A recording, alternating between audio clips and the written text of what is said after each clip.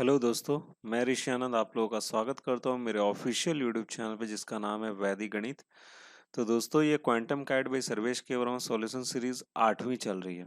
ठीक है, ये 8वां सीरीज चल रहा है और जिसमें मैं आपको CISI इंस्टॉलमेंट का सॉल्यूशन करवा रहा हूँ। ठीक है, ये CISI इंस्टॉलमेंट का पार्ट 8 है। ठीक है, और ये कौन सी बुक की मैं करवा रहा हूँ, क्वांटम कैट बुक की करवा रहा हूँ जो कि सर्वेश के वर्मा द्वारा लिखी गई ये बुक है। तो उसी बुक का आपको इस वीडियो में सॉल्यूशन देखने को मिलेगा।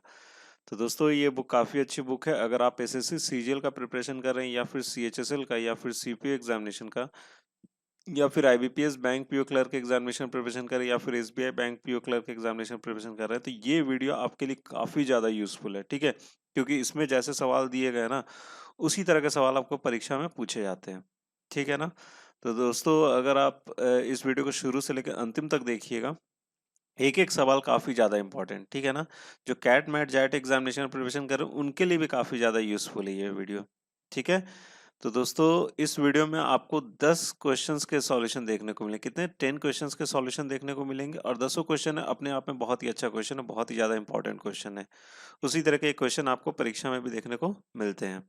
ठीक है, तो फ्रेंड्स आपको ये वीडियो कैसा लगा प्लीज़ आप मुझे कमेंट बॉक्स से कमेंट करके ज़रूर बताइएगा लास्ट में देखने के बाद। और अगर आपको पसंद आता तो प्लीज़ यार लाइक भी जरूर करना और शेयर अपने दोस्तों के साथ भी जरूर करना और सब्सक्राइब भी जरूर करना अगर आप इस चैनल पर नए हैं तो। ठीक है, अगर आप इस वीडियो को पहली बार देख रहे हैं और इस चैनल पर नए हैं तो सब्सक्राइब करना भी मत भूलना। ठीक है ना। और आप मेरे टेलीग्राम के चैनल पे भी जुड़ सकते हो, जो कि टेलीग्राम का चैनल का लिंक जो है वो आपको नीचे डिस्क्रिप्शन बॉक्स में देखने को मिल जाएगा। आप वहां से भी जुड़ सकते हो मेरे साथ। इसमें जुड़ने से ये चीज़ का फायदा होगा, आपको नोटिफिकेशन तुरंत मिल जाया करेगी, किसी भी वीडियो का नोटिफिकेशन आपको तुरंत मिल जाएगा। और साथ ही साथ आपको इस वीडियो का पीडीएफ फॉर्मेट जो आपको नीचे डिस्क्रिप्शन बॉक्स में मिल जाएगा, या फिर आपको टेलीग्राम चैनल पे भी इस वीडियो का पीडीएफ फॉर्मेट में आपको मिल जाएगा। आप वहां से भी डाउनलोड करके अपने फ्यूचर रेफरेंस के लिए रख सकते हो। ठीक है, तो चलिए दोस्तों शुरू करते हैं, लेट नहीं करते हैं, एक एक करके क्वेश्चन लेते हैं और उनका सॉल्यूशन देखते हैं।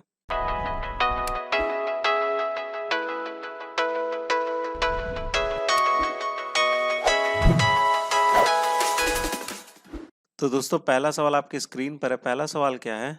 सत्यम took loan from IDIDI bank for his 2 years course of MBA at IMD. He took the loan of rupees 6 lakh such that he would charge 8% per annum at CI during his course and at 10% CI after the completion of the course.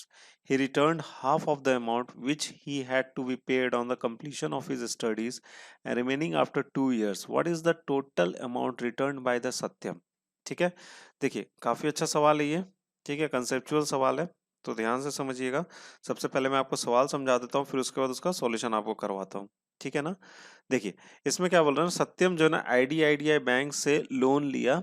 किस चीज के लिए लिया? पढ़ने के लिए लिया। किस चीज, क्या पढ़ने के लिए लिया? MBA का कोर्स करने के लिए लिया, IMD इंस्टीट्यूट के लिए। ठीक है, 2 साल के लिए उसने उस इंस्टीट्यूट में अपना नाम लिखाया था MBA का कोर्स के लिए। ठीक है ना। तो उसने कितना लोन लिया? उसने लिया 6 लाख रुपए। और कुछ इस हिसाब से लिया कि जब उसके कोर्स चलते रहेंगे ना तो उसको कितने परसेंट का 8% पर एनम का रेट ऑफ इंटरेस्ट लगेगा CI पे। ठीक है, कंपाउंड इंटरेस्ट लगेगा। ठीक है ना। उसके बाद जैसे ही उसके कोर्स कंप्लीट होंगे उसको 10% का CI लगेगा कंप्लीशन ऑफ द कोर्स। जैसे ही कोर्स कंप्लीट होगा उसके बाद 10% का CI लगेगा। ठीक है ना। उसने क्या किया, उसने आधा अमाउंट, जो भी आधा अमाउंट था उसने, जो कोर्स उसका जैसे ही कंप्लीट हुआ, स्टडीज जैसे ही कंप्लीट हुआ ना, उसने आधा अमाउंट दे दिया और जो बच गए थे पैसे उसको 2 साल बाद उसने दे दिया। तो हमसे पूछा जा रहा है कि सत्यम को कितने, टोटल कितने पैसे उसको देने पड़े थे। ठीक है ना। सवाल आपको समझ में आ गया होगा। तो देखिए सबसे पहले तो इसमें ये चीज कर लेते हैं कि उसने लोन कितना लिया। तो उसने भैया लोन लिया था 6 लाख रुपए, तो ये प्रिंसिपल हो जाएगा 6 लाख।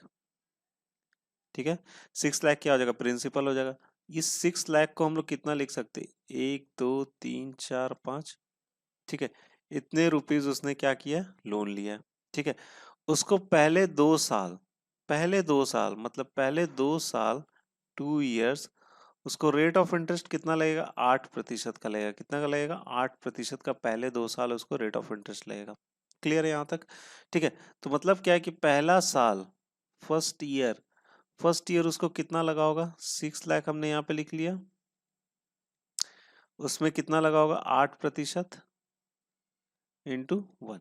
ठीक है, पहले साल का हम देख रहे हैं, 2 जीरो यहाँ से कैंसिल हो गया, यहाँ पर कितना हो जाएगा 48,000। तो पहले साल उसको रेट ऑफ इंटरेस्ट कितना लगा, 48,000 रुपए का इंटरेस्ट लगा, सीआई लगा। ठीक है, अब सेकेंड साल के लिए, सेकेंड ईयर के लिए कितना हो जाएगा, ये 6 लाख है और ये 48,000 है। तो देखो हम कंपाउंड इंटरेस्ट निकाल रहे हैं, तो कंपाउंड इंटरेस्ट निकाल रहे हैं तो क्या होता है, इंटरेस्ट पे इंटरेस्ट लगता है। मतलब क्या है कि पहले साल का जो इंटरेस्ट होगा ना, वो दूसरे साल के लिए क्या हो जाएगा, उसका प्रिंसिपल हो जाएगा। तो अब प्रिंसिपल कितना हो जाना चाहिए यहाँ पे, 6,48,000। कितना हो जाएगा, 6,48,000। अब इसमें फिर से 8% का रेट ऑफ इंटरेस्ट लगे, कितने साल के लिए, 1 साल के लिए। पहला साल तो लग गया, सेकंड साल के लिए 2 जीरो यहाँ से कैंसिल आउट हो गया, कितना बच जाएगा यहाँ पे, 1 जीरो इधर आ गया। ये कितना हो जाएगा, 8 8 जा 64 हो जाएगा ना, 64, 6 हाथ में 8 चौक 32, 32 और 6 कितना हो जाएगा, 8 हो जाएगा, 38 हो जाएगा, 8 6 48 और कितना हो जाएगा, 51840 हो जाएगा। टोटल कितना हो जाएगा, फर्स्ट ईयर में उसको 48,000 लगे, सेकेंड ईयर में कितना लगा, 51840 लगा। ठीक है, अब उसका यही 2 साल में उसका क्या हुआ, कोर्स कंप्लीट हो गया। क्या हो गया, उसका कोर्स कंप्लीट हो गया। तो टोटल उसको इस 2 साल के बाद कितने पैसे देने चाहिए थे, उसको देने चाहिए थे ना 6 लाख। 6 लाख तो है ही आपका प्रिंसिपल, प्लस में इंटरेस्ट है, कितना हो जाएगा, ये 48,000 है, और प्लस में कितना हो जाएगा, 51840। ठीक है भाई, ठीक है। इन सबको जब हम जोड़ लेते हैं, तो इन सबको जोड़ते हैं तो कितना हो जाता है हमारा, 6,99,840। देखिएगा जोड़ के, ठीक है ना, 8 1 9 हो जाएगा, 5 4 9 हो जाएगा। ठीक है, क्लियर है। लेकिन उसने क्या किया, उसने बोला कि मैं भैया पूरा नहीं दे पाऊंगा। उसने जैसे ही कंप्लीट हुआ तो उसने कितना दे दिया, आधा दिया, हाफ ऑफ द अमाउंट, जो भी अमाउंट था उसका आधा दे दिया। मतलब इसका आधा उसने क्या कर दिया, रीपेमेंट, उसने पेमेंट कर दिया। तो इसका आधा कितना हो जाएगा, 2 3 6, 2 4 8, 2 9 18। ठीक है, फिर 18 हो जाएगा, 2 2 4 0। मतलब इतने पैसे उसने क्या कर दिए, पेड कर दिए, इतने पैसे उसने पेड कर दिए। ठीक है, अब कितना बच गया, अब फिर से इसने आधे पैसे बच गए, तो बाकी का कितना बच जाएगा, 3 4 9 9 2 0। ये अब क्या हो जाएगा, आगे के लिए उसका क्या हो जाएगा, प्रिंसिपल हो जाएगा। तो बोल रहा है कि अगले 2 साल में उसने बाकी के पैसे लौटा दिए। अब जो अगला का 2 साल जो होगा, अगला 2 साल जो होगा, उसमें कितने लग जाएंगे उसके प्रिंसिपल, 3 4 9 9 2 0 हो जाएगा प्रिंसिपल। ठीक है, अब कितने से दे रहा, अब देखो पहले 8% था जब वो कोर्स पढ़ाई कर रहा था। ठीक है, उसके बाद उसको कितना हो जाएगा, रेट ऑफ इंटरेस्ट 10% हो जाएगा, 10% रेट ऑफ इंटरेस्ट हो जाएगा। ठीक है, कंपाउंड इंटरेस्ट पे लगने वाला, तो 10% का कितना लिख सकते हो, 1/10। ठीक है, मतलब मैं यहाँ से बोल सकता हूँ कि 10 था, कितना हो गया, 11। फिर से कितना बोल सकता हूँ, 10 था, कितना हो गया, 11। 2 साल, 100, और यहाँ पर कितना हो जाएगा, 121। मतलब 100 मेरा प्रिंसिपल है, 100 मेरा क्या है, प्रिंसिपल है, और ये मेरा क्या है आपको, ये मेरा आपको अमाउंट है। ठीक है, ये क्या हमारा अमाउंट है। ठीक है, तो प्रिंसिपल कितना हमारा, 3 4 9 9 2 0। मतलब 100 कितने के बराबर है, 100 आपको बराबर है 3 4 9 9 2 0। मैं यहाँ पे दो तरीका सिखा दिया हूँ कंपाउंड इंटरेस्ट और अमाउंट निकालने के लिए। अब इन दोनों के बीच का जो डिफरेंस होता है ना, वो क्या होता है, आपको सीआई होता है। ठीक है, मैंने दो तरीके आपको यहाँ पे सिखा दिए, किस तरीके से भी निकाल सकते हो, कोई दिक्कत नहीं है। इस तरीके से भी निकाल सकते हो, कोई दिक्कत नहीं, दोनों से आपका आंसर वही आएगा। 121 की वैल्यू निकालनी है, कितना हो जाएगा, 3 4 9 9 2 0 बटे में कितना लिख लेंगे, 100 इंटू क्या हो जाएगा, 121। तो 1 0 यहाँ से कैंसिल हो गया, 2 है।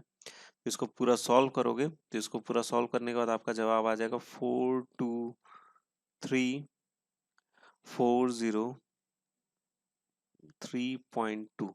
आप इसको सॉल्व करके देखना कितना आएगा, 423403.2।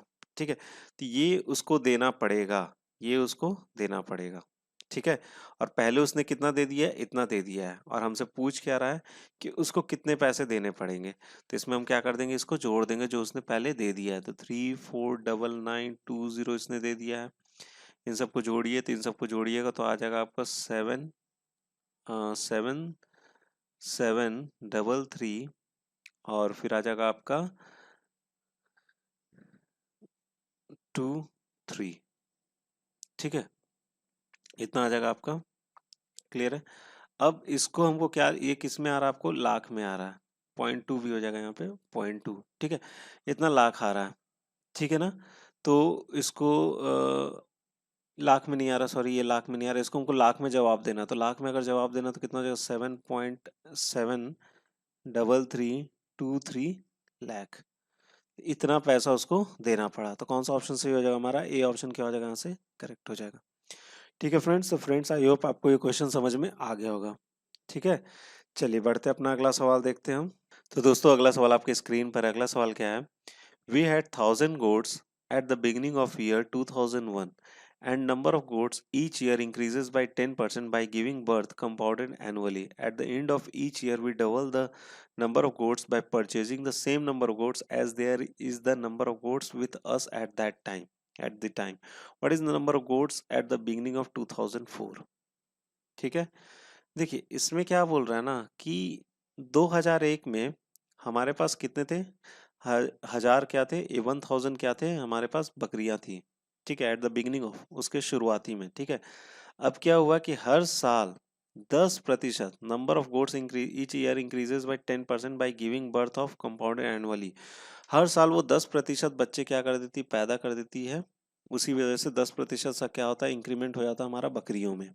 ठीक है, at the end of the year we double the number of goats by purchasing the same number of goats. हम क्या करते हैं कि हर साल के अंतिम में जितना मेरे पास गोट होता है ना, 10% बढ़ने के बाद जितना भी गोट होता है ना उस साल में, उसको क्या कर देते हैं हम लोग, डबल कर देते हैं, मतलब पहले का क्या कर देते हैं, दुगना कर देते हैं।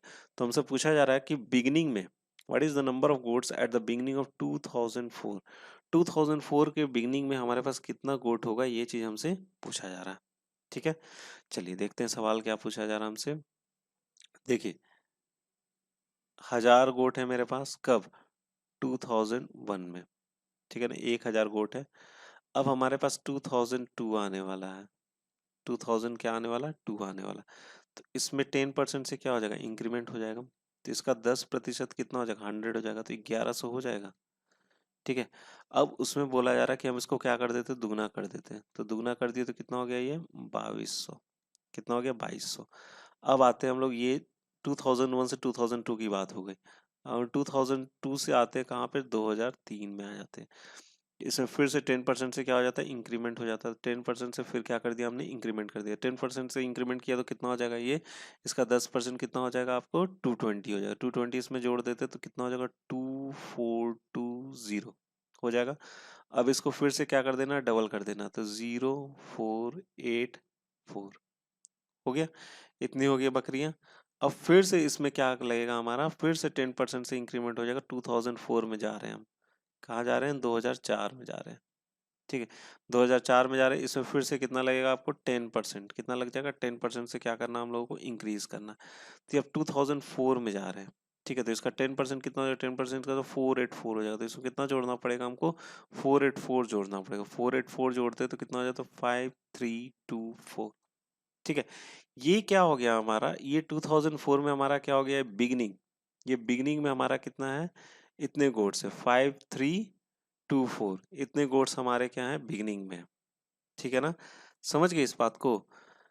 1000 मेरा 2001 के बिगनिंग में था, तो उससे 10% बढ़ा, तो 2002 में हमारा वो खत्म हो गया। जब 2001 हमारा जब खत्म होगा तो हम क्या कर देंगे, उसको डबल कर देंगे, तो 2002 हमारा क्या हो जाएगा, स्टार्ट हो जाएगा। तो हमसे क्या पूछा जा रहा था कि 2004 में के बिगिनिंग में what is the number of goats at the beginning of the 2004। और यहाँ पर क्या बोल रहा था, at the end of each year we double the number of goats. हम लोग एंड में क्या कर देते, डबल कर देते। ये क्या है हमारा, ये गोट हमारा किस में है, ये गोट हमारा किस में है, अभी आपको 2003 के अंतिम में है। ठीक है, 2003 के क्या, अंतिम में है।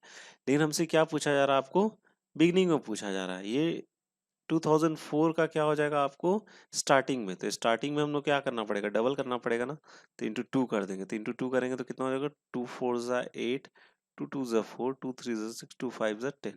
तो हमारे पास कितना गोट हो जाएगा eight the beginning of 2004, 10,648 goats हो जाएंगे हमारे 2004 के बिगिनिंग में। तो बी ऑप्शन क्या हो जाएगा यहाँ से, करेक्ट हो जाएगा। ठीक है फ्रेंड्स, तो फ्रेंड्स आई होप आपको ये क्वेश्चन समझ में आ गया होगा। ठीक है, बढ़ते हैं, अपना अगला सवाल देखते हैं अब हम लोग। हाँ तो दोस्तों अगला सवाल आपकी स्क्रीन पर है, ये भी काफ़ी अच्छा सवाल है।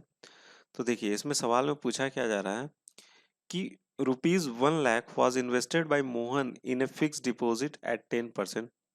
per annum at compound interest. However, every year he has to pay 20% tax on the compound interest.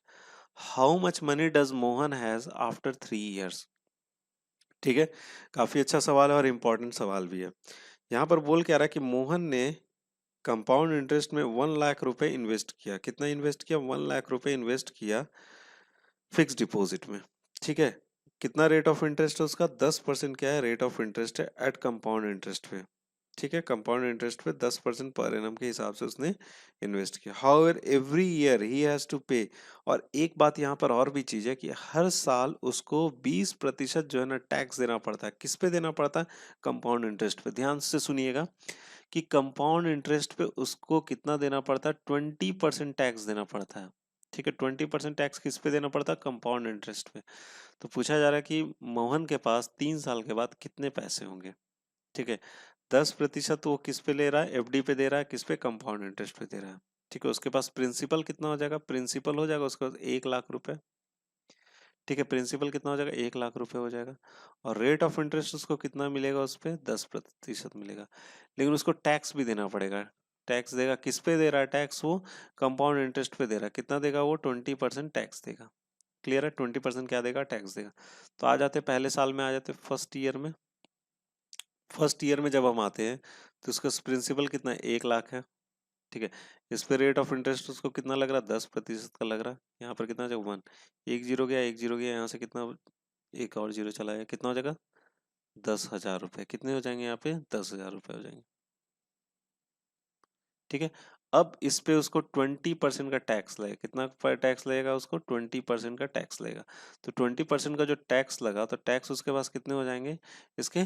2,000 रुपए हो जाएंगे। कितने हो जाएंगे? 2,000 रुपए। 2,000 रुपए क्या हो गए? उसके टैक्स आ गए। तो 2,000 जब टैक्स आ जाएंगे तो 2,000 इसको में से हमको क्या करना पड़ेगा? माइनस करना पड़ेगा। 2,000 उसने टैक्स दे दिया तो कितने बच गए उसके पास? इंटरेस्ट 8,000 रुपए बच गए। और यही जो इंटरेस्ट है वो सेकंड ईयर में जुड़ के क्या हो जाएगा उसका? सेकंड ईयर में क्या बन जाएगा उसका? पी में आ जाएगा, जुड़ जाएगा ना। तो कितने हो जाएंगे? 1,08,000 रुपए।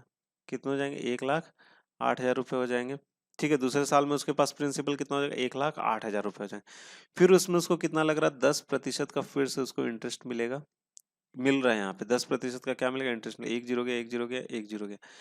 तो यहाँ पे इसका इंटरेस्ट कितना आ जाएगा? 10,800। कितना आ जाएगा? 10,800। यही आ गया इसका कंपाउंड इंटरेस्ट। अब इसमें इसको 20% क्या देना पड़ेगा? टैक्स देना पड़ेगा। तो 20% कितना हो जाएगा? ठीक है, ये गया, ये 1% ऐसे लग गया, एक जीरो यहाँ से चला गया, तो कितना हो जाएगा ये? 0, 2 8 16, 2160 क्या लग जाएगा उसको? टैक्स लग जाएगा। तो 2160 इसमें से क्या कर लेंगे हम लोग? माइनस कर लेंगे। 2160 माइनस करेंगे तो माइनस करने पे कितना आ रहा है? 0, 6, 4। और यहाँ पर कितना आ जाएगा आपको? 7 में से एक गया तो 6। और ये जगह 8640। कितना आ जाएगा? 8640। अब 8640 फिर से आप इसमें ऐड कर दीजिए थर्ड ईयर के लिए। थर्ड ईयर के लिए 8640 इसमें ऐड कर देंगे। 8640 अगर ऐड कर देंगे तो कितना? 0, 4, 6, 6। और यहाँ पर आ जाएगा 1,16,064 रुपीज। ठीक है, अब इसमें 10% फिर से लगेगा। 10% फिर से उसमें लगा दे रहे हैं। ठीक है, एक जीरो, एक जीरो यहाँ से गया, कितना आ जाएगा आपका? 11,664। इसमें 20% क्या देना पड़ेगा? फिर से हमको टैक्स देना पड़ेगा। तो ये एक जीरो, ए सॉरी जीरो नहीं जाएगा।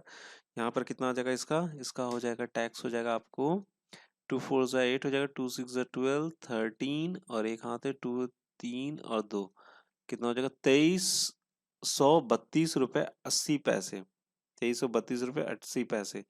ये क्या हो जाएगा? इसका इंटरेस्ट हो जाएगा। अब इसमें से अगर हम माइनस करते हैं, इन दोनों को माइनस करेंगे तो माइनस करने पे आ जाएगा आपको 9,331.2। ये क्या आ जाएगा इसका? माइनस होने पे यही बच जाएगा इंटरेस्ट, जो कि कहाँ जुड़ जाएगा? इसमें जुड़ जाएगा जो पहले से हमारे पास प्रिंसिपल है 116,640। हमको तीसरे साल में ही बताना था। और इसमें हम जोड़ देंगे, कितना जोड़ देंगे? 9,331.2। इसको जोड़ दीजिए तो 2 इधर आ गया, डेसिमल आ गया, फिर 1 आ गया। 4 3 7 हो जाएगा, 6 3 9 हो जाएगा, 9 6 कितना हो जाएगा? 15 हो जाएगा, ये हो जाएगा 2 125971। 125971.2, ये क्या हो जाएगा, इसको 3 साल बाद इतने पैसे मिलेंगे, किसको, मोहन को। तो देख लेते कौन सा ऑप्शन, कोई ऑप्शन नहीं है, मतलब कौन सा होगा, नन ऑफ दीज हमारा क्या हो जाएगा, यहाँ से सही हो जाएगा।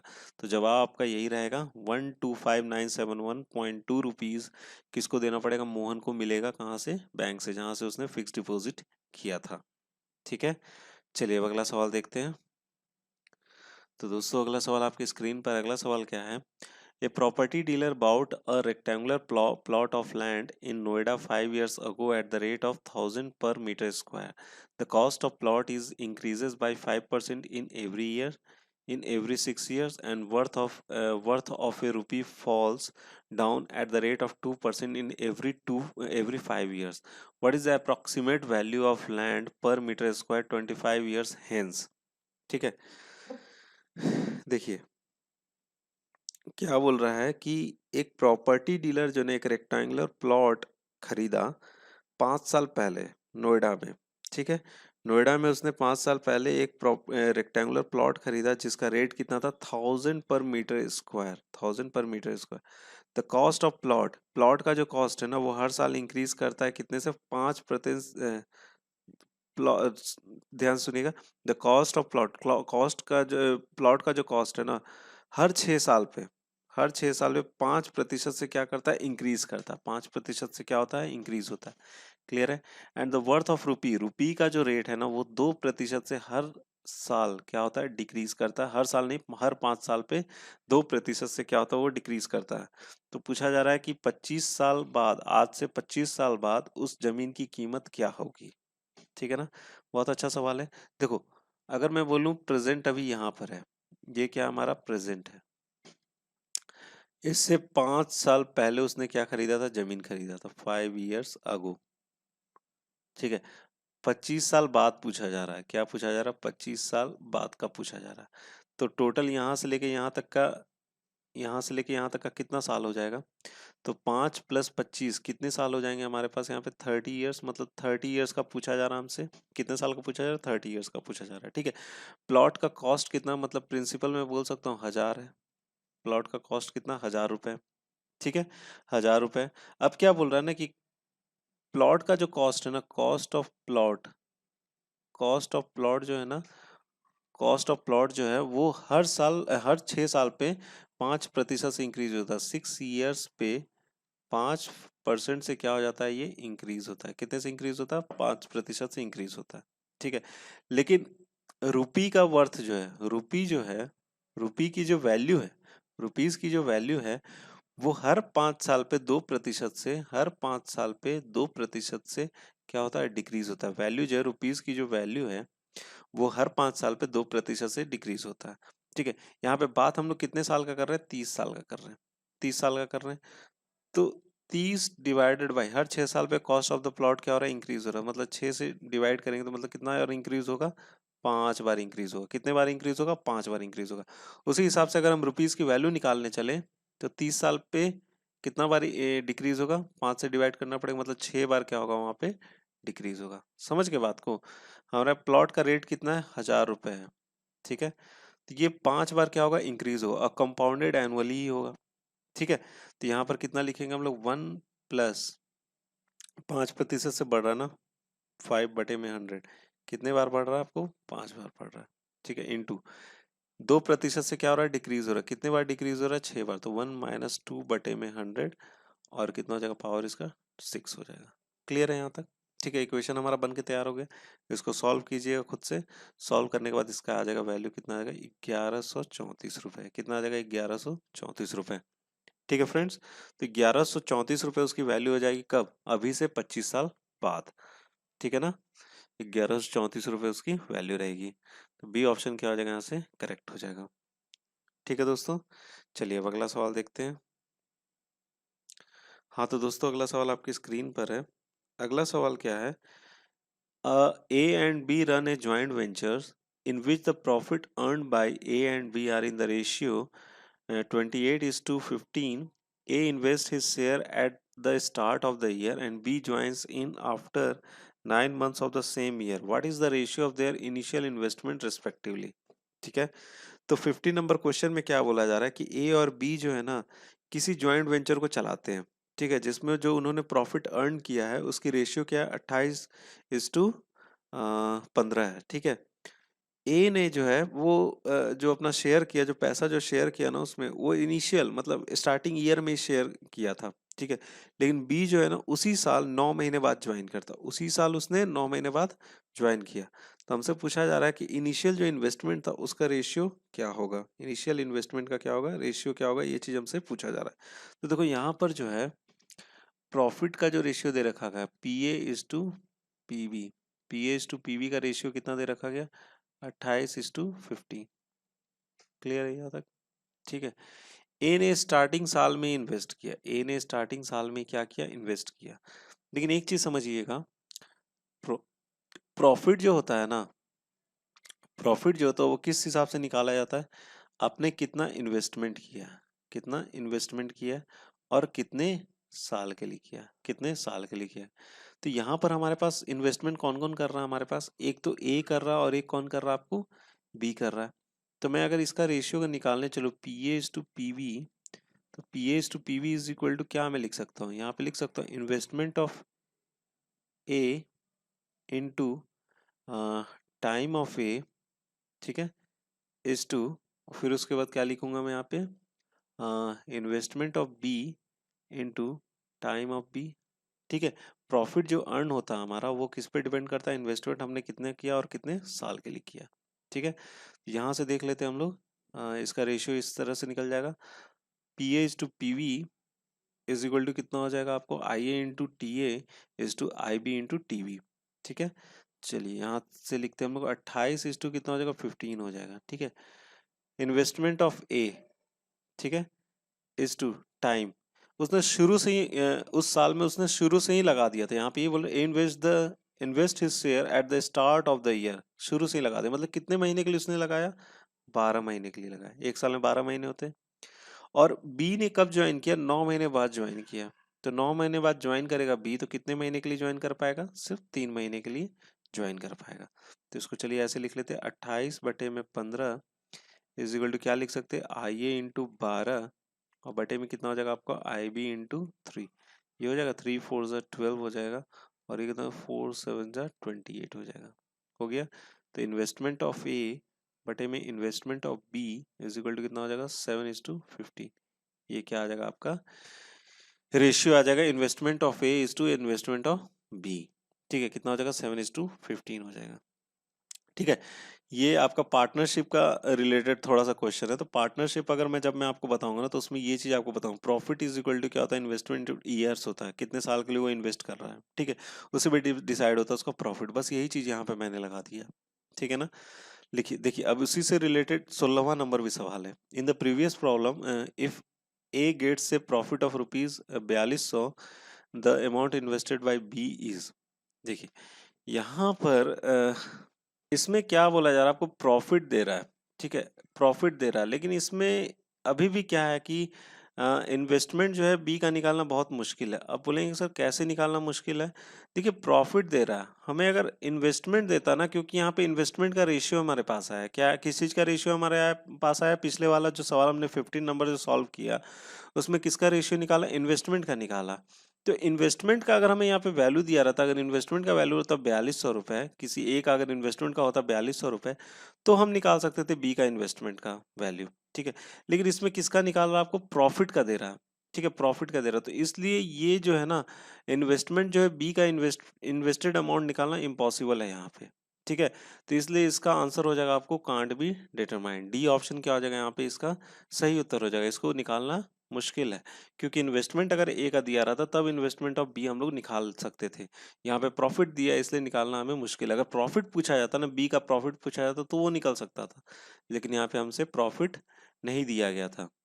ठीक है, प्रॉफिट हमसे नहीं पूछा गया था, हमें प्रॉफिट दे के प्रॉफिट पूछता तो हम प्रॉफिट निकाल सकते थे। ठीक है, चलिए अब अगला सवाल देखते हैं। हाँ तो दोस्तों अगला सवाल आपके स्क्रीन पर है, यहाँ पर क्या बोला जा रहा है, Arvind and Govind each invested ₹15,000 for 3 years at the same rate of interest, but Arvind investment is compounded annually while Govind's investment is charged on simple interest. What amount did Arvind receive more than Govind? देखो यहाँ पर क्या बोल रहा है ना कि अरविंद और गोविंद ईच 15,000 रुपये इन्वेस्ट करते 3 साल के लिए at the same rate of interest. But Arvind का जो इन्वेस्टमेंट है ना वो कंपाउंडेड एनुअली है, वाइल गोविंद का जो इन्वेस्टमेंट है ना charge on simple. What amount did Arvind receive from more than the Govind. देखिए यहाँ पर एक चीज तो बोल रहा है कि अरविंद और गोविंद जो ना 15,000 रुपये इन्वेस्ट करते 3 साल के लिए, रेट ऑफ इंटरेस्ट क्या होता है, सेम होता है। अरविंद जो है कंपाउंड इंटरेस्ट में इन्वेस्टमेंट किया है, वहीं पे गोविंद किस में इन्वेस्ट किया, आपको सिंपल इंटरेस्ट में इन्वेस्ट किया। तो पूछा जा रहा है कि अरविंद जो है गोविंद से कितने पैसे रिसीव करेगा। तो देखिए यहाँ पर रेट ऑफ इंटरेस्ट दिया नहीं है, तो निकालना बहुत ही मुश्किल है। कैसे निकाल सको, अगर अमाउंट को इक्वेट भी कर देता तो हम एक कर सकते थे कि चलो ठीक है निकल सकता है, उससे हम लोग रेट ऑफ इंटरेस्ट निकाल पाते। लेकिन यहाँ पर वैसा कुछ दिया नहीं, अगर रेट ऑफ इंटरेस्ट देता ना तभी ये क्वेश्चन को हम लोग सॉल्व कर पाते। तो इसका भी सॉल्यूशन क्या होगा, आपको सी ही होगा, डेटा इनसफिशिएंट। यहाँ पर कुछ और चीज हमें देना चाहिए था, क्वेश्चन जो हमसे पूछा जा रहा है। ठीक है, तो नहीं दिया गया है तो इसलिए डेटा इनसफिशिएंट हो जाएगा इसका सही जवाब। ठीक है, चलिए अब अगला सवाल देखते हैं। हाँ तो दोस्तों अगला सवाल आपकी स्क्रीन पर है। अगला सवाल क्या है कि Shyamlal takes a loan of rupees 15,500 at 10% per annum compounded annually, which is to be repaid in two equal annual installments, one at the end of 1 year and other at the end of second year.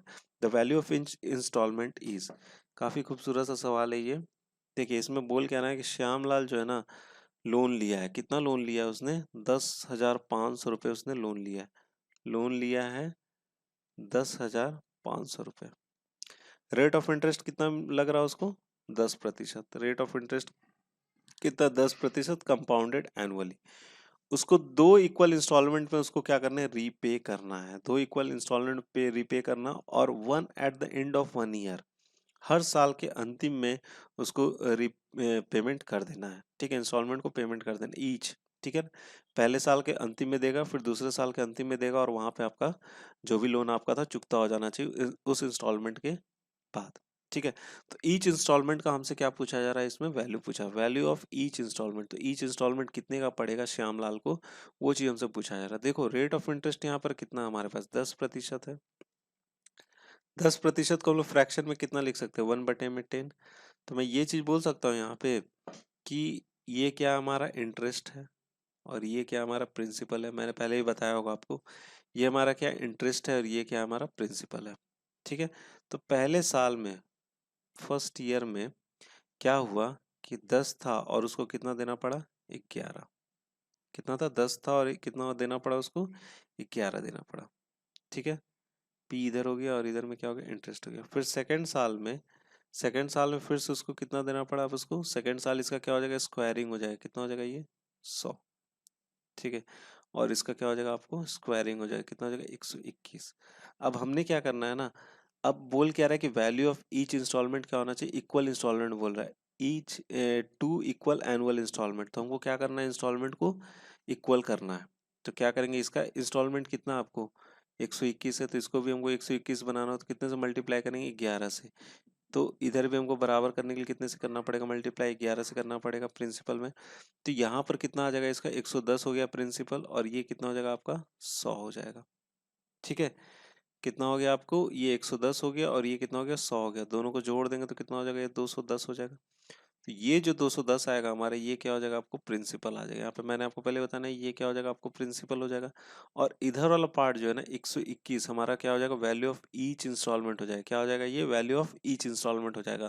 तो 210 कितने के बराबर है, 210 हमारा कितने के बराबर है, आपको 10,500 के बराबर है। तो 10,500 के बराबर कितना हो जाएगा आपका, 10,500 के बराबर। तो एक कितने बराबर हो जाएगा, 10,500 बटे में 210। हमको वैल्यू ऑफ ईच इंस्टॉलमेंट निकालना था, 121 कितने के बराबर हो जाएगा, 10,500 बटे में कितना हो जाएगा, 210 इंटू 121। क्लियर है, बस निकाल लो, आपका क्वेश्चन आपके सामने हाजिर है, जवाब आपके सामने आ जाएगा। ये 1 0 यहाँ से कैंसिल हो गया। ठीक है, ये 50 से चला जाएगा, 50 से चला गया। तो 50 इंटू 121 दोनों गुना करेंगे तो ये आ जाएगा आपका 60-50 आ जाएगा। कितना आ जाएगा आपको, 60-50। ठीक है, दोनों गुना करोगे तो कितना आ जाएगा, 60-50 आ जाएगा। तो ये हो जाएगा वैल्यू ऑफ ईच इंस्टॉलमेंट। तो बी ऑप्शन क्या हो जाएगा यहाँ से सही उत्तर हो जाएगा। ठीक है दोस्तों, तो फ्रेंड्स मैंने इसको शॉर्टकट से बताया आपको, तो शॉर्टकट से ऐसे ही सॉल्व करोगे तो जल्दी से आसानी से ये सवाल हल हो जाएगा। ठीक है, चलिए बढ़ते हैं अपना अगला सवाल देखते हैं। हाँ तो दोस्तों अगला सवाल आपकी स्क्रीन पर है। अगला सवाल क्या है कि Harilal and Hari Prasad have equal amounts.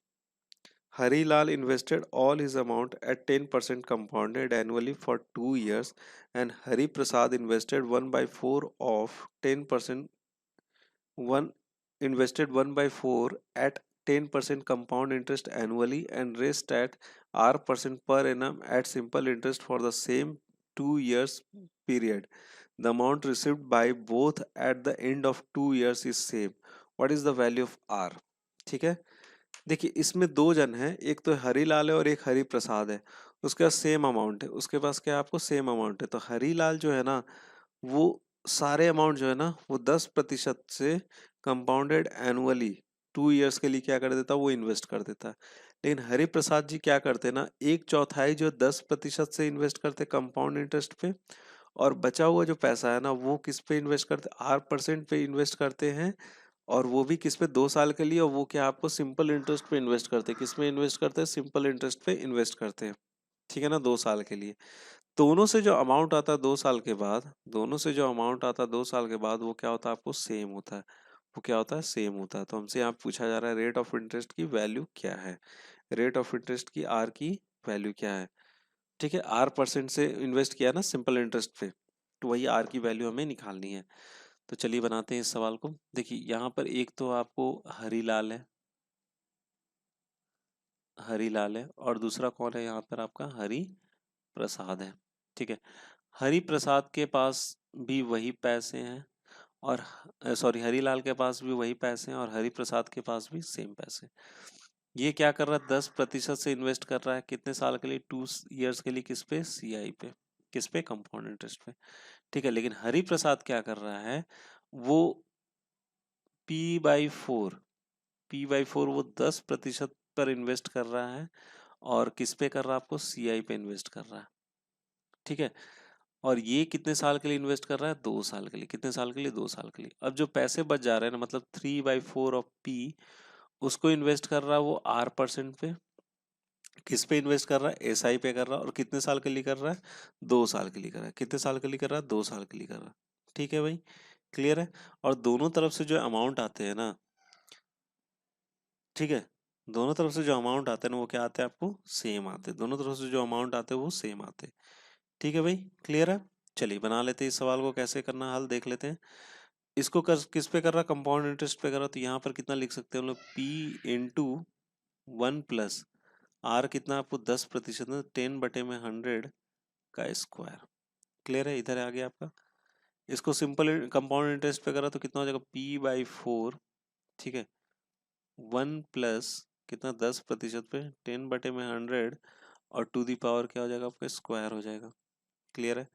अब उसके बाद आते हैं, आगे बढ़ते हैं। प्लस अब इसे सिंपल इंटरेस्ट पे कर रहा है, तो प्रिंसिपल पहले लिख लेंगे, P/R/100, कितने साल के लिए, 2 साल के लिए, प्लस 3P/4, ये क्या हो जाएगा, इसका टोटल अमाउंट हो जाएगा, सिंपल इंटरेस्ट वाला हो जाएगा ना, टोटल अमाउंट हो जाएगा। तो यहाँ सब जगह देखिए P कॉमन है, तो P को काट देते हैं। P यहाँ से गया, P यहाँ से भी चला गया, P यहाँ से भी चला गया।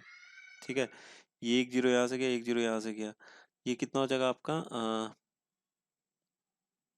ये आपका हो जाएगा 11/10 का होल स्क्वायर हो जाएगा। ठीक है, और इसको मैं ये वाले टर्म को ना, इसको इधर लेते आता हूँ। ये 1 0 यहाँ से कैंसिल आउट हो गया। यहाँ पे लिख सकता हूँ 1/4, और यहाँ पे कितना लिख सकता हूँ इसको, 11/10 का होल स्क्वायर लिख सकते हैं ना। ठीक है, लिख सकते हैं ना भाई, इसमें तो कोई दिक्कत नहीं, ये भी P कैंसिल आउट हो गया। अच्छा 3/4 यहाँ पे, 3/4 यहाँ पे, तो मैं यहाँ पर 3/4 को क्या कर लिया, बाहर निकाल लिया। और यहाँ पर कितना बच गया आपको, 2R बटे में कितना बचा हुआ, 100 बचा हुआ है। और प्लस में कितना हो जाएगा यहाँ पे, 1 हो जाएगा। प्लस में कितना हो जाएगा यहाँ पे, 1 हो जाएगा। ठीक है, क्लियर है यहाँ तक।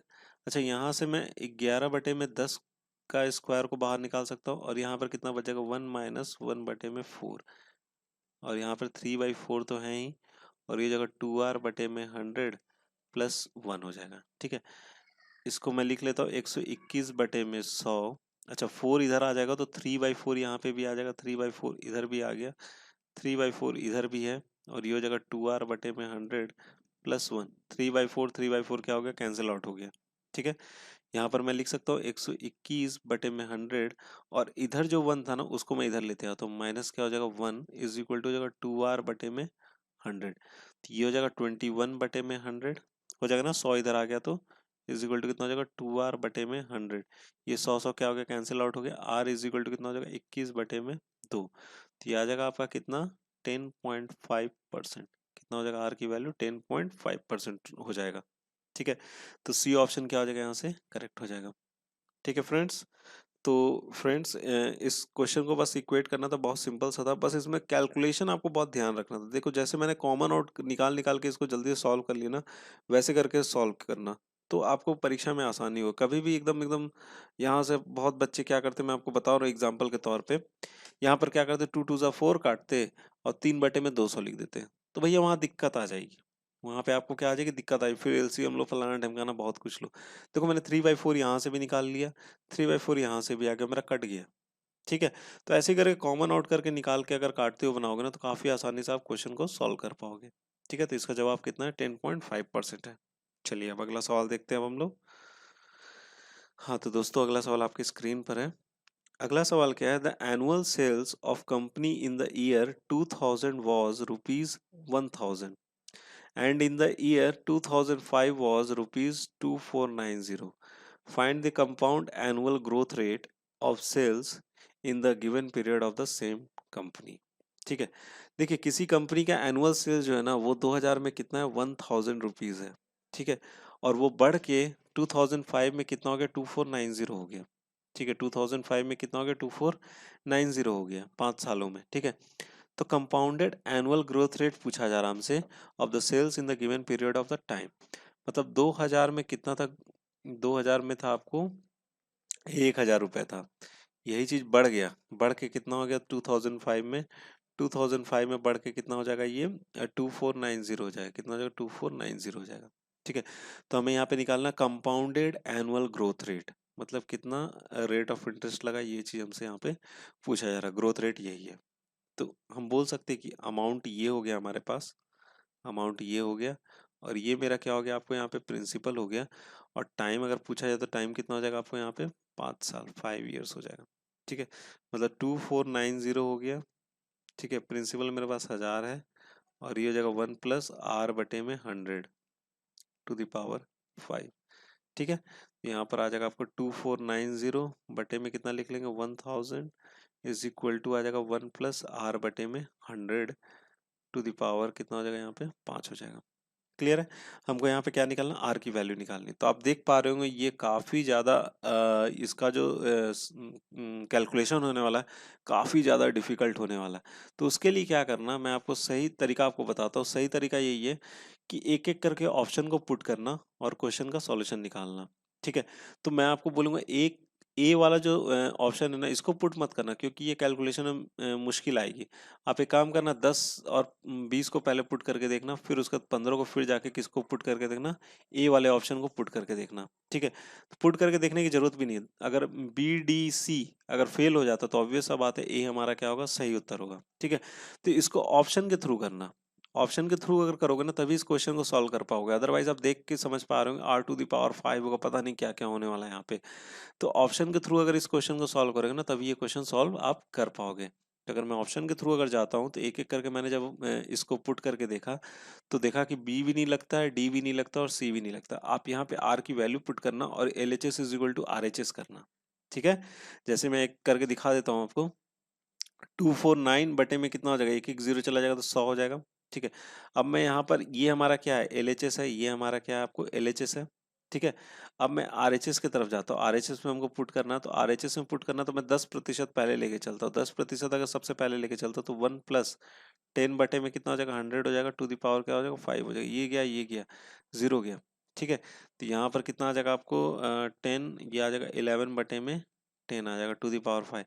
क्या देख के लग रहा है 10 टू द पावर 5 अगर मैं लेऊंगा तो 10 टू द पावर अगर मैं 5 लेता हूँ तो समझ लो कहाँ तक चला जाएगा, कहाँ तक 10,000 तक 10,000 तक चला जाएगा। ठीक है, 5 जीरोस हो जाएंगे, मतलब 1 लाख तक चला जाएगा। ठीक है, तो 1 लाख क्या है यहाँ पे नहीं है ना, तो इसका मतलब 10 भी क्या होगा, नहीं होगा। उसी तरह आपको 20 भी नहीं होगा, और इसी तरह आपको सी भी नहीं होगा। आपका कौन सा ऑप्शन सही होगा, ए ऑप्शन क्या हो जाएगा यहाँ से, करेक्ट हो जाएगा। तो ऐसे LHS is equal to RHS करना, पुट कर करके एक एक ऑप्शन को देख के। ठीक है, तो ए ऑप्शन क्या हो जाएगा यहाँ से, करेक्ट हो जाएगा। ठीक है फ्रेंड्स, तो दोस्तों इस वीडियो का आपको PDF जो है ना आपको नीचे डिस्क्रिप्शन बॉक्स में मिल जाएगा, आप वहां से भी डाउनलोड करके अपने पास फ्यूचर रेफरेंस के लिए रख सकते हो। ठीक है, तो दोस्तों आपको ये वीडियो कैसा लगा प्लीज़ आप मुझे कमेंट बॉक्स में कमेंट करके ज़रूर बताइएगा, और अगर आपको पसंद आया तो प्लीज़ यार इसे ज़रूर से ज़रूर लाइक करना, और अगर आप इस चैनल पर नए थे तो यार सब्सक्राइब करना भी मत भूलना। ठीक है, और शेयर जरूर करना अपने दोस्तों के साथ। ठीक है ना, चलिए, तो एट लास्ट दोस्तों, thank you so much for watching my video.